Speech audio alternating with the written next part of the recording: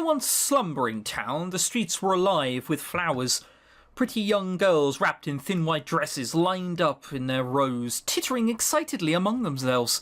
Each maiden was armed with a basket brimming with flowers. When the clock struck 8, it was given the signal. Girl by girl, the rows progressed down the crowded street, their dresses twirling as they danced. Colour scattered as they unloaded their baskets. Dahlias, tulips, orchids, poppies, sweet peas, they all spiralled across the air and into the hands of startled citizens. The young men on the street sprang into action.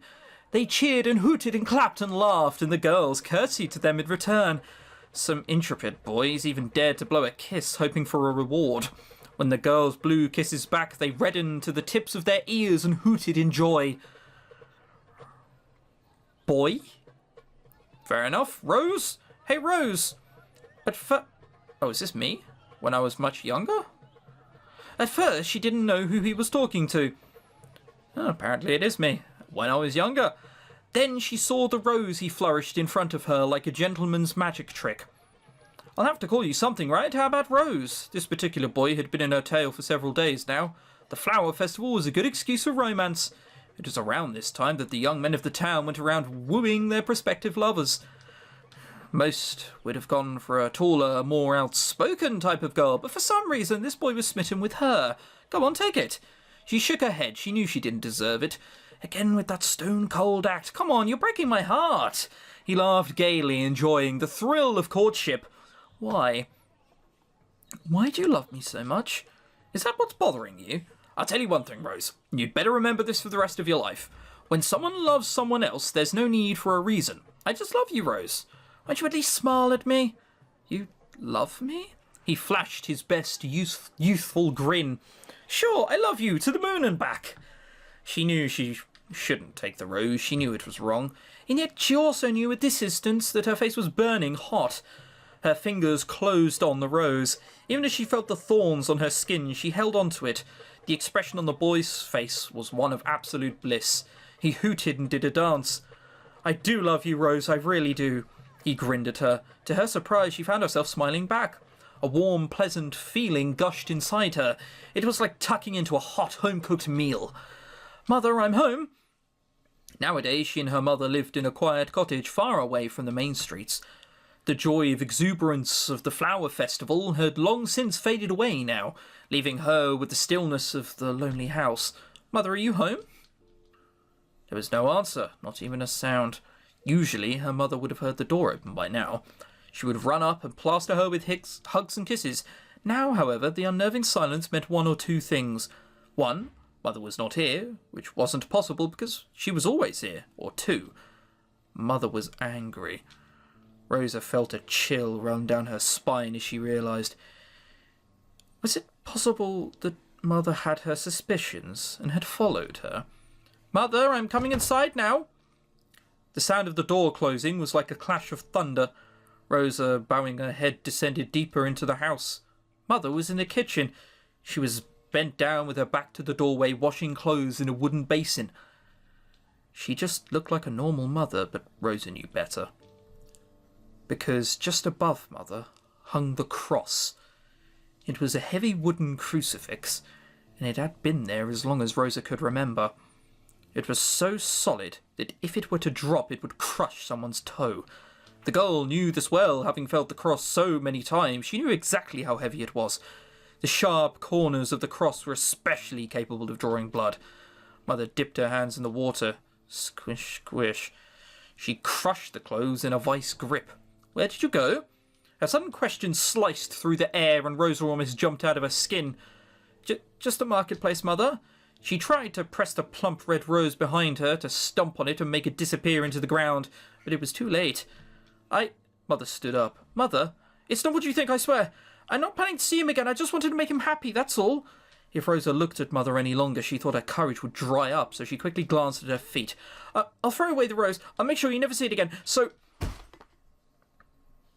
That looks like it could hurt. The blow came so fast she never expected it. Suddenly she was on her knees, her skull throbbing in pain. She looked up just in time to see her mother raise the cross another time. Fear overtook her. Although she knew it was no use running, she scrambled away all the same. Mother, I'm sorry, I won't do it again. How much do you think raising a child costs, you little brat? Mother, please! Undeterred, the cross slammed hard onto Rosa's cheekbone. She shrieked, rolled over, and tried to get back to her feet. I clothe you, I house you, I even feed you. I protect you from everything that might harm you. And yet I ask nothing in return. Absolutely nothing. Didn't I tell you not to go to that festival? Yet you can't help just shaking your hips at those men, can you? All of them are the same. Didn't I say that? Up and down came the cross. By now, Rosa had resorted to curling up into a ball and covering her eyes. She cried out her pleas, her vows of obedience and love. Do you have any idea how much I've sacrificed? What have I wasted my life for? To be stuck with a stupid child who doesn't know how to listen? I have told you time and again. Do not disobey me. Mother, I should have smothered you years ago. You are a curse. I do all of this for you, to protect you, and you repay me how? With lies and betrayal? I should have thrown you out of the window and watched the crows feed on your remains. It's not too late now, don't you think? Maybe I should teach you a harder lesson. Maybe I should just leave you here right now and never come back. Worse than any physical pain, the girl felt a despair so big it made her heart burst. Rosa clung to her mother's legs. Please, Mother, please don't leave me. I'll atone for this somehow, Mother. So please, stay with me. You are beyond atonement, you degenerate whore. With one final strike, Mother sent her spinning to the ground. The cross had hit her face. Rosa tried to open her eyes, but felt something warm trickle down her face. She lay on the floor, crying. Her tears mixed with the blood, and she wondered if Mother really was going to walk out of the house.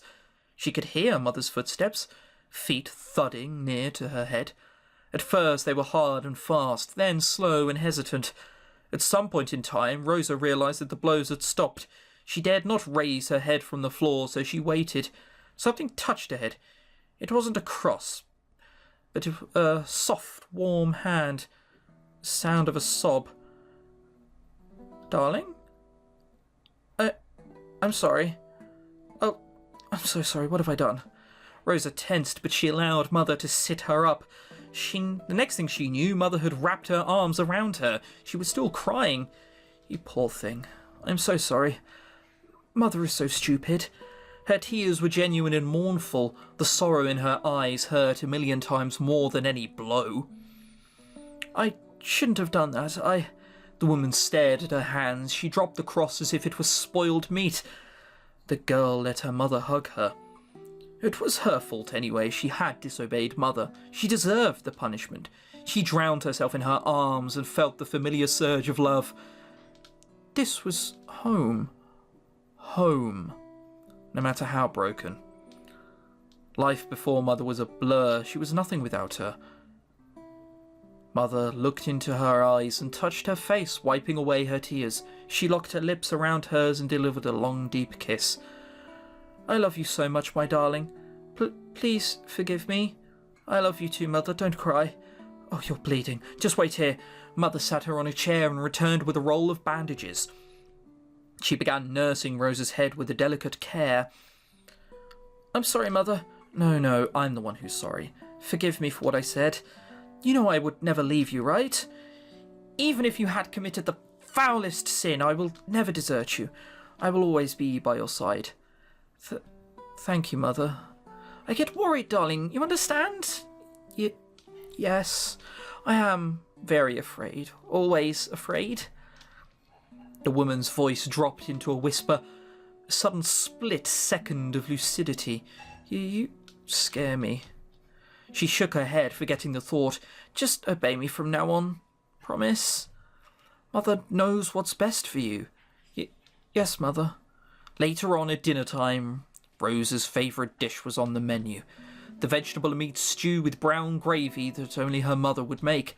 Rosa tucked in eagerly all the while feeling the cool bandage pressing lightly against her forehead. The events of the past hour had already seemed to fade away into distant memory. Mother sat across the table also eating. She seemed to be in deep thought. Mother? I won't see that boy anymore. If he calls out to me, I'll run until he can't catch me. I know you will do the right thing, my darling. You didn't ask for all of this, did you, you poor thing? If only your father was a better man. Here, Rosa pricked up her ears. It was rare to hear Mother talk about father, and even rarer Rare to see her mention him so calmly. All throughout her life, Rosa had wondered about the man whom Mother had fallen in love with. Now it looked like she had the opportunity to glean a few more rare bits of information. Father, was he good to you? Mother puckered up her lips and appeared to ignore this. Rosa decided to risk it and asked another question tentatively. Did you love him a lot? Mother's eyes were somewhere far away. I don't know. No emotion, neither pain nor fondness registered on her face. But he suddenly loved me back then. Maybe. Now I'm smarter, I know better than to trust men like him. You too will understand when you grow up that people who love you will hurt you the most, and you will only have yourself to blame.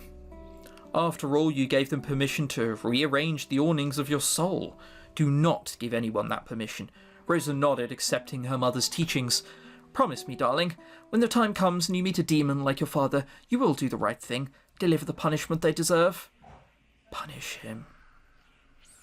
Rosa's hand were over her head. She pressed herself into a corner, panting. She'd never heard Mother this loud before. Punishment! This one was so loud. It rattled around her skull and made her vision blur. Mother, what more do you want? The spell is already... She bent her head down, black spots creeping into the edge of her vision. She was so tired. You cannot hide anything from me. What is this doubt you are nursing? You are hesitating. You are crafting another spell, you stupid harlot. That filthy Marquis is exactly the kind of monster I've been warning you about. You dare plan behind my back? I just don't want to kill any more, Mother. She couldn't help but answer back this time. How could she not? After years filled with love and acceptance, it made her realise all the more how precious life was. The thought of snuffing out somebody's life sent a detestable shiver through her bones. She had planned on running away from this place, abandoning whatever duty that now fell into her hands. Why was it her duty anyway? She just wanted to take the good memories of this place and taint them no longer. Whatever truth she sought, it wasn't enough payment for peace. I don't want to... Her voice shook. I don't want to kill him, Mother. I don't want to kill anyone, please. Is this cowardice or stupidity?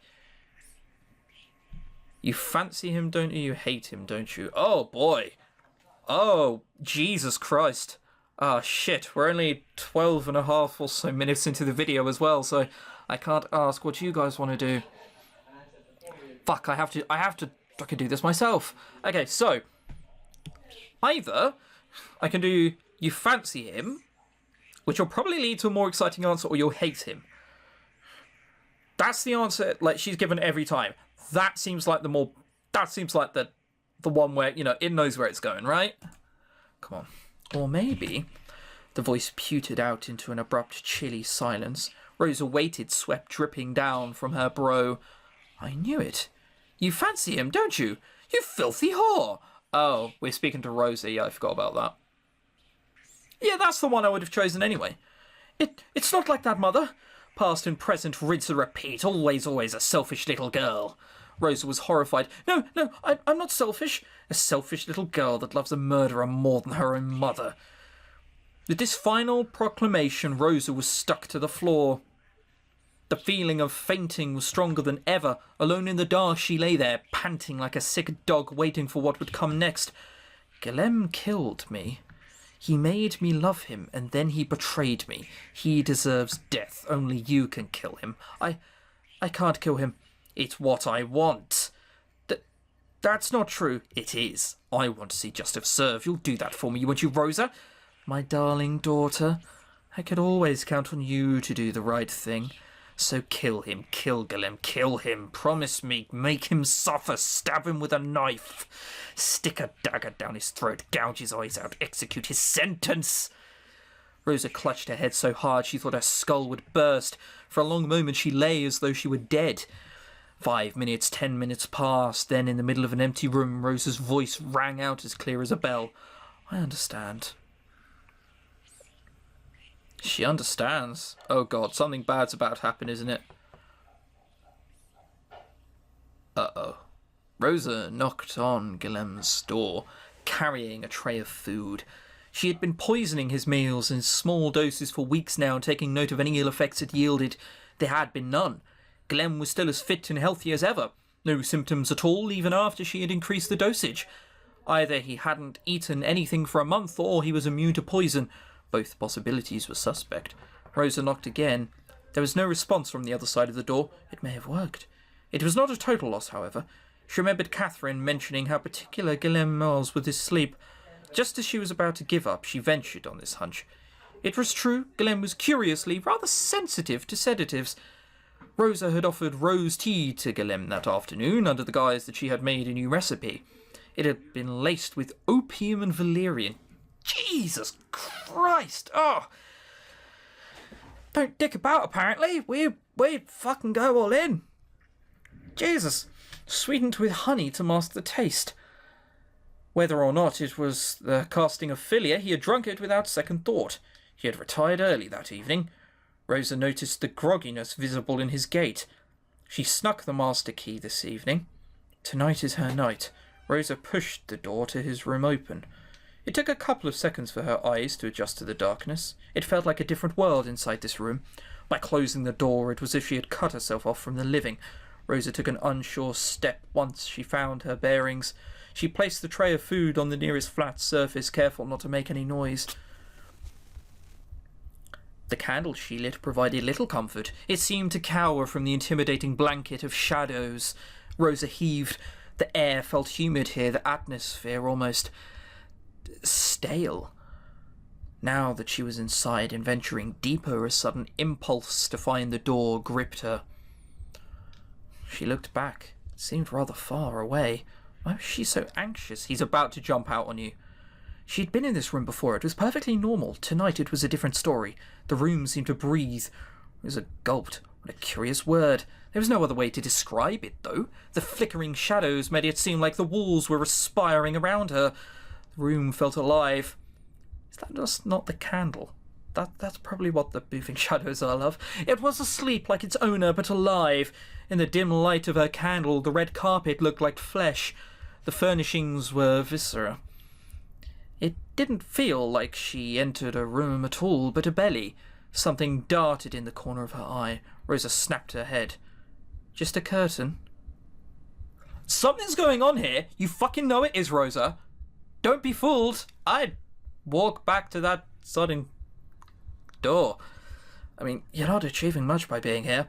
Rosa let out the breath she was holding in her chest, aware with every move her body made. She tiptoed towards the canopy. It was perhaps the highlight of the room, an organic monstrosity of red plush and velvet. From afar, it didn't look like a bed at all, but a cage. If the room was a cavern of meat, then this was its heart. Rosa approached. Every muscle in her body was tense. She could see a figure sprawled on the bed, limbs sticking out clumsily. He was lying on his chest, back bare, clothes littering the floor. Guillaume seemed to have fallen into the bed instead of climbing in it. One of his arms stuck out from the mattress. The arm's going to move. Just be wary of that. His breath was fitful but slow, a light snore coming from him. What was that? Rosa looked around for the source of the noise, but the room was still still. A slow trickle of sweat traced her spine. Did that come from the window? Should she check? Rosa didn't move. Something was in the room with her. She could feel it. She stole a glance at Guillaume. He hadn't moved from the bed. Rosa's ears tried to pick up the faintest noise. It felt like a few hours of her staying frozen on that spot, wishing to blend in with the darkness. But there was no one there. She had probably imagined it. She took a deep breath and calmed herself down. Oh, it's going to happen any second soon. The suspense is killing me. The sooner she was out of this room, the better. Philia's effect would diminish once the candle died. After that, she might not have another chance. Fucking heartbeat just got quicker, I swear. She had to find out more about him tonight. The thought of her goal helped steel her nerves. Where should she begin? She took a step. Rosa darted her head, looking for the source of the skittering noise. Her ears were too sensitive now. She heard every creak and moan in the room. She took a deep breath. Focus. Rosa surveyed everything. There was a book by Guillaume's bedside table. It was only a couple of steps away, and she'd have to come dangerously close to the bed. As much as she could, she'd rather maintain the distance between her and the creature on the bed. Creature. Why did she think that? Perhaps it was the arrangement in the sheets or the shadows playing their tricks, but Rosa shook her head. Perhaps there was another place to look. We've come here to gather information. You should check the book. Rosa sighed. Mother was right. She had to check every source to be true. She inched herself closer to the bed. The faint candle light indicated that the book on the bedside was red. Oh no! He's gonna reach out! What is wrong with you? Oh, I don't want to keep clicking space. I've said the big difference with horror, I can do horror and suspense films, that's fine. I know that's going to go on without me doing anything. Here, I have to keep going on. It wasn't the journal she had seen Glim write in. Rosa tiptoed her way closer. Glim's hand dangled mere inches away. She reached her arms towards the book and swiped it noiselessly. The candle almost went out with her sigh. She backed up from the bed with the book under her arm. Adrenaline surged in her blood. It almost made her smile. Rosa examined her prize, a book in a foreign language. She remembered seeing such thin, obscure characters somewhere. She wasn't sure which country, but it was probably Asian. She flipped the book and saw a piece of parchment folded from one of the pages. A sailing permit for a barge named La Victoria, dated for the end of this month, 2 days from now. Can you not read this once you're outside the fucking room? Oh no, whatever. You put him with opium, you know? It's not like he's going to wake up anytime soon. It outlined the cargo and the purposes of the trip with no date in return. Travelling? No, leaving. Glenn was planning to leave. This was the suspicion she had since she had started observing him. His sudden aloofness with the town affairs, the secret purchase of a ship, the decrease of servants in his employ. Now it was confirmed. It's just as well we found this. We must end it tonight before he has a chance to escape. Although it was a good thing to confirm the suspicion, the fact helped her little. If anything, it made her even more urgent to find something tonight. She had to continue. Rosa steadied herself and stepped back to the bed. Her hand finally brushed against the wood of the table after some quiet fumbling. She caught sight of something shiny inside the drawer. Open it, child. Rosa pulled the drawer open, ever so slightly. She peeked inside. Inside was an ornate dagger with a golden hilt set in with rubies. An old, delicate pattern was carved on its blade. There was a heat emanating from it, almost like it was alive, like the rest of the room.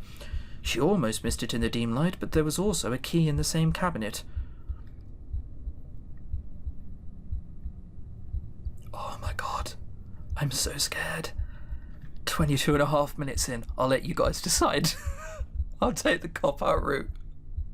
What do you guys want me to do? Do I take the dagger or take the key? Taking the dagger is definitely the more aggressive option. Taking the key, the clever one, probably the dumb one.